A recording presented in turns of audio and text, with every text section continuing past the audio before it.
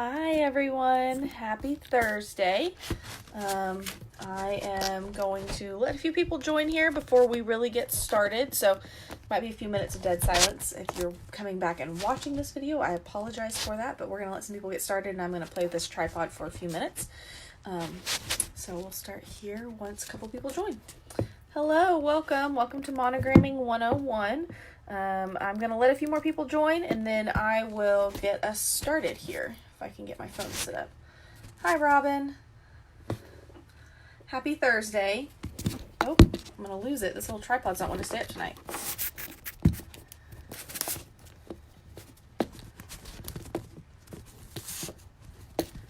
Robin, I'm going to let a few more people join and then we will get started if I can get this phone sitting up.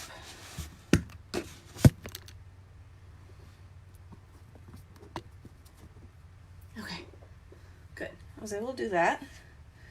Hi, welcome. I'm going to try and get at least 3 or 4 people. It is a very hot Thursday. Before I kind of get started here, so apologize. Oh, thanks, Susan. I haven't changed from work yet. Hi, Amy. Welcome.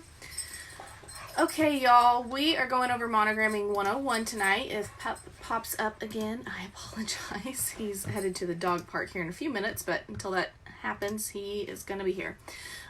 What I'm going to go over tonight is some of my favorite monogram fonts. This is in no way, shape, or form all of the monogram fonts or even all of the fonts that I have, but I'm going to show you some of the different font styles, Bean, Applique, Satin Stitch, Zigzag, all of that good stuff. And then I am also going to show you kind of some placement ideas, although most of my placement ideas are in the charts album. So if you've got any specific questions about where I would place an item, I am happy to answer that. Please, as always, make this as interactive as possible. And then I'm also going to show you or talk with you first off about the different styles of monogram. So there's, to start off with, there's that very traditional Southern style monogram where it is first, last name, and middle name. Then you move on to, that's for girls, sorry, for girls. For couples, it can either be wife's first name, married last name, husband's first name, or it can be woman's first name, woman's new last name, woman's maiden name. And then for the boys, you go in all in one line. So it's going to be first, middle, last, or you're going to stack it. And I'm going to walk you through and show you the different styles. I've got a bunch of different styles already up on my computer, but those are the kind of different styles of monogramming. I consider monogramming anything that you add a name or initials to. So even if you add a name on something, you're really personalizing it and kind of monogramming it in my mind, but I could be very incorrect on that. So the first style I'm going to show you, if this will pull up, this is just a traditional monogram. This is an interlocking, very basic vine traditional monogram. Whenever people say traditional, this is most likely what they're talking about. This is what they're going to see. It's that curly thing. The second style, this is a satin stitch. It's very thick. It's very solid, full, just kind of that basic. This is Jolson's Night Owl. I think I saved my right and my left backwards, so I'm pretty sure I needed to switch this to where it slants down, but that's my fault before I created this. But you guys can kind of see the difference. This, you can stitch it all in one color, or you can do the two-tone. It's very pretty. Again, this is Jolson's Night Owl monogram. This is Jolson's Pottery Barn. So this is that stacked style. Middle name, first name, middle name, last name. I will tell you, if you're going to do the stacked style, make sure you use bigger letters for the last name. Now, it seems kind of funky to say, but the reason is you obviously don't want to resize any of your letters. So what I did here is this is like a 1 inch, this is a 1 inch, and then this is a 2 or 2.5, depending on how it matches up. That way the font does not look stretched at all. And again, this is Jolson's Pottery Barn. This is one of my personal favorites. Obviously you would stitch it all in the same color. I just happened to save 2 different tones here. But this is the classic Applique's Miller font. It's so cute stitched out. It's just that light kind of bean stitch. But it has that look of the traditional monogram. It's just a little bit more whimsical. Love it for little girl stuff. This one I have not got to use yet. This is the Bliss Applique font from the classic Applique, I believe. As you can see, these are actually all come the same size, and I did resize these just a little bit to make sure that they are smaller. But this looks gorgeous as a single letter or whole name, however you want to do it. And then last but not least, we have Apex. Apex is a fantastic resource for fonts. This is, I have it saved under Niagara. It could be Niagara. It could be pronouncing that wrong. It could be Bane.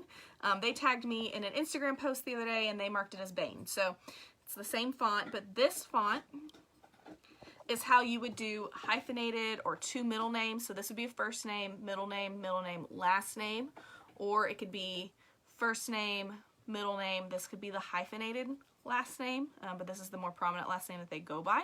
So this is how you would do for names. This is one of my favorite boy fonts. This is the font I post about a lot as far as boys go. And then obviously the Pottery Barn. But again, these are in no way all-encompassing of the Monogram fonts. There's so many different styles. I wish I could make this bigger. Let me see if I can pull up. So these are the fonts that I have. I kind of have a font issue. And again, this doesn't even touch the amount of fonts that are out there. So all you really need to do is just search different fonts. I love the ones that look like circles. I love the scallop circles. There's so many different things you can do, but those are kind of the main styles that I use, as well as how you would put initials in orders. What font was the 4 letters? That was the Apex. It's either Bane or Niagara, Niager, because I could be totally butchering how to pronounce that. But it's an Apex font. I love them. They are on Etsy, and then they also have their own page. Do you guys have any questions on kind of where I would place monograms on items or anything specific before I move on and show you some different areas?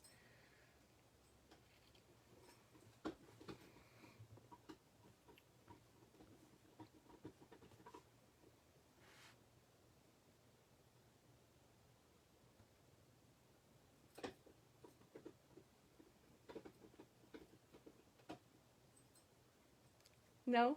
No questions? Does that make sense? Does that help anyone? Towels. Okay, let me go grab a towel, because I don't think I have one in here. Actually, it's not true. I do. I have some towels, so I can just unwrap this one real quick. Okay, this is a beach towel, but yes, Robin, I'll go over that again. This is a beach towel, but what I would do is I would center the towel and then place it probably right about here in the center of the towel. Could be here, just kind of depending on what it is that you're doing and how big you're doing it. And obviously you want to make it as big as possible. You don't want to put it too close, just in case it's too close to this, but you also do not want to put it too far. You want to think about how it's going to look when it hangs, and you want to try and get it kind of in this area when it hangs. So about 1 inch to 2 inches off the bottom, and then dead center. Married last name. So it's going to go wife's first name, new married last name, husband's first name. That's the way you're going to monogram that. There are monogram charts in the albums too, underneath the chart section where the stabilizer chart is. So they've got different placement areas, and then I believe it also has kind of a monogram chart. Sorry, y'all. Did that answer everyone's questions that I saw pop up? And then as far as this towel goes, if anyone's interested in this, this is like the $3 towel from Walmart. I just got a couple to do for some giveaways, so they're real cheap and they're kind of fun colors. And my dog's about to eat it, so sorry guys. Any other questions? As far, like I said, there's definitely a shirt placement chart for different sizes of shirts on there, so that way you guys can see that. I don't think I have an heirloom quilt here that I'll show you guys. These are the heirloom quilts. These are those quilts that are very, very popular right now. You can put it anywhere, but this is my personal preference. I like to put it in a corner. So I would put the monogram right in this medallion that's on this quilt, I would put it right about here. That way it's in the corner, it can look real pretty folded over a chair. So that's where I would put it on this heirloom quilt. Let's see if I can get this folded back in the package again. Probably not.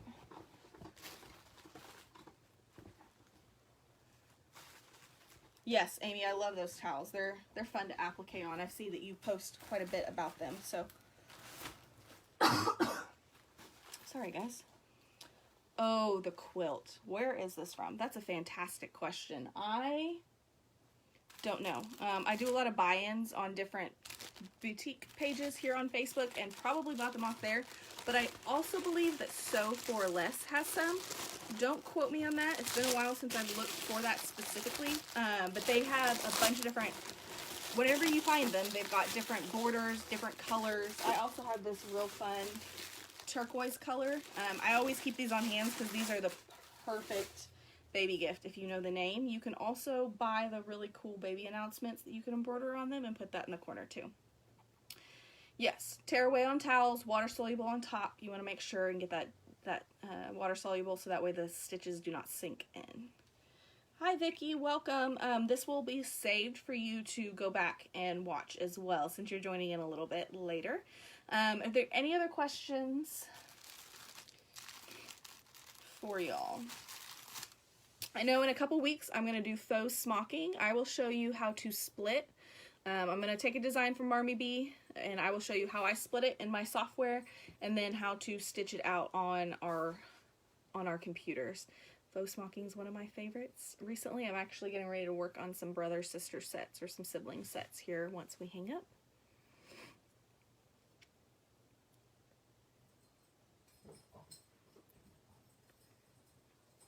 Any other questions? For those of you that are joining a little bit late, this will be saved so you guys can go back and look at some of the different advice. Again, I am in no way an expert, and I never consider myself an expert. So if anyone does anything different that works out for you, feel free to comment. But I just want to talk with you a little bit about the traditional stepping of monogram, because there seems to be a lot of questions on what order people put the initials. Robin, I use PE Design 10, but I'm not going to recommend any softwares. I've done that before, and some people don't always love recommendations, which is why it's a recommendation, not a requirement, in my opinion. But most embroidery softwares have a free trial to download, so I would just search embroidery software trial and try a bunch of different ones. I think that's the best way to figure out whatever works for you. And you can see what you enjoy the most. Almost all of them are going to do the same thing. Some of them you're going to have to be a little bit more expensive to buy more things, but definitely don't want to sit here and tell you, which one you need to use. I have gone through several of them. Currently I use PE Design 10, but I started off with a Singer machine, and Singer has its own software, so that's kind of what I started learning on, and this software is very similar to that. So, okay. Any other questions, y'all, before I let you guys get back to your hot Thursday? Yep, Carol, that's the best place to start. Don't get intimidated. Just download and play around with it. Make sure you read your system requirements because you want to make sure it does work on your computer. If you have a Mac, there's only, I think, one program that even works on a Mac. So make sure you use what works for what you own. I don't expect anyone to go out of their way to pay thousands of dollars for an embroidery software by any means, but the only way you're going to learn it is the way you play around with it. I still learn new tricks every day on mine. Didn't realize I could do, but it makes it a whole lot easier and a lot more fun, and it kind of opens up your design possibilities.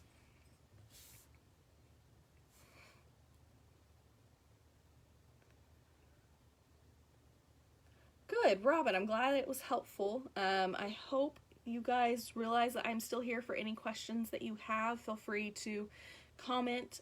I do get a lot of friend requests from this group, and I don't accept everyone. Please don't take your feelings to be hurt. I try and keep my personal Facebook page to the people I physically know in real life. So if you sent me a friend request and I haven't accepted it, I'm sorry. I want to throw that out there. I'm not trying to hurt anyone, but if you guys have any questions, please don't hesitate to reach out to me here or even on messaging, and I am happy to answer the best I can.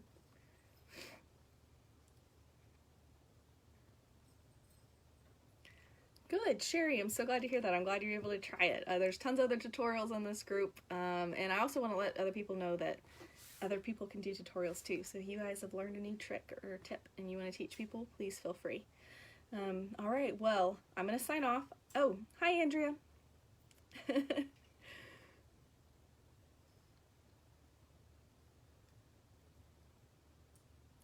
Okay, y'all, I'm going to sign off. Feel free to message me. Let me know if you need anything. I am always here for you, but I hope you guys have a great rest of your evening. I will be around Facebook for the rest of the night.